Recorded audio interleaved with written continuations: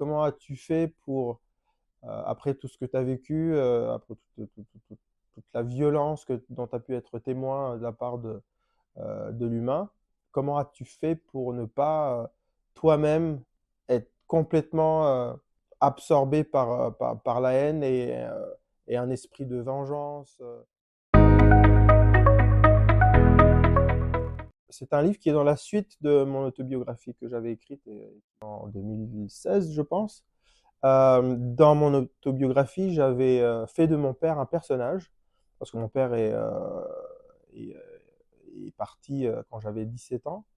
Et quand je suis devenu papa, comme il y a pas de formation pour être papa ou maman, il y a pas de livre d'instruction, généralement le réflexe, c'est de prendre le téléphone, d'appeler papa et lui dire, bah, comment on fait en fait? Parce que je suis un peu paumé. Et comme le mien n'était pas là, bah, j'en ai fait un personnage dans mon autobiographie d'abord, pour lui poser des questions, quand j'étais à court d'idées, je l'ai invoqué, puis j'imaginais ce qu'il me dirait aujourd'hui s'il était encore vivant.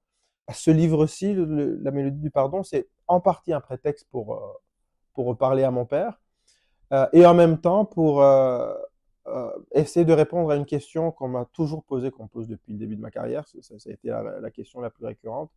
Comment as-tu fait pour, après tout ce que tu as vécu, après toute la violence dont tu as pu être témoin de la part de l'humain, comment as-tu fait pour ne pas, toi-même être complètement absorbé par la haine et un esprit de vengeance, et complètement dépassé par la colère? La Mélodie du Pardon est un texte qui va à la quête d'une réponse à cette question.